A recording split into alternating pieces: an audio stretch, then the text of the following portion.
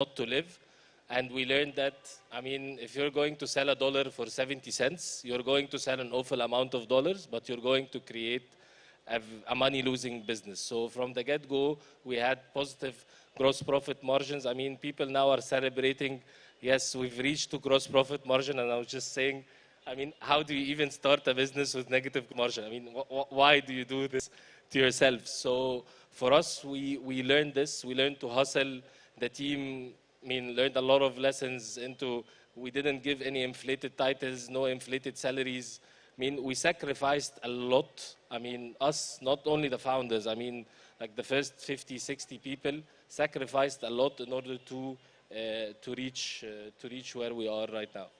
So moving from your seed round, where you raised this, what does that point of inflection look like, where you think I need to move from a very small burn rate, very small spending, to actually now we need to spend a lot of money, and to do what? Definitely. For us, this was the product market fit when we realized we have this engine. For us, the business is how many merchants do you onboard. So you need to have the right regulatory framework, the right product, the right partners in order to be able to scale. We always try to do one order of magnitude increase at a time. So take this 6 to 60. So when we onboarded 60 merchants in 1 month, this was in September 2019, we realized that we had this product that we can scale. And that's why we started our fundraising.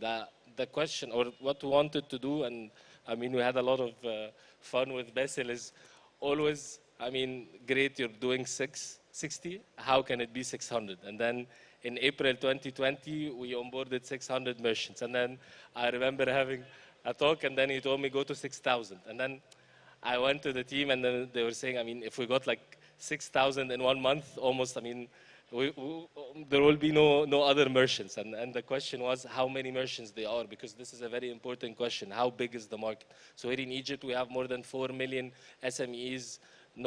This is without counting the freelancers that are increasing and people who are selling on Facebook and Instagram. So the TAM is huge. So it was the idea of how can you build the infrastructure and tech in order to our acquisition. And then we went from 600 to 6,000 by the next September, which is September 2020. And from this day on, we've been onboarding thousands of merchants every single month.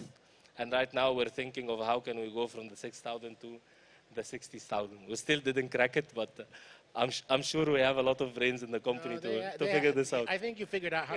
I think you figured out how you're going to do it. Let me just be very profitable.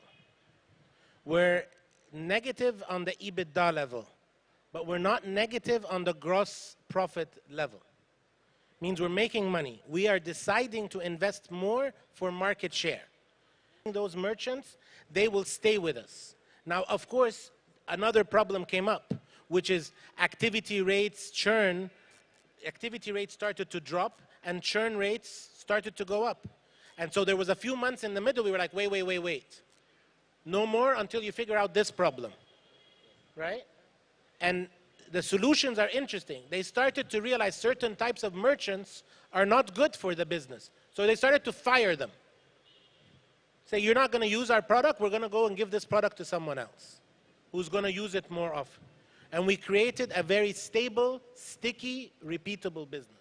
They did. I just watched. Sorry. And as you were watching Bassel, what was the rationale behind the Series A investment? So you saw a company that pretty much raised a very small amount over the past 4 years, great team, great market, and I'm sure you did not invest just because you liked Alan. What was the rationale that made you put at the beginning 3.5 million, and then 3 months or 6 months later, another 15, that makes it one of the biggest Series A rounds? What did it look like? So the A1 is very different than the A2. The A1 was a good team, a good proposition, and an aha moment, and it wasn't in the first meeting, but an aha moment that we had was like,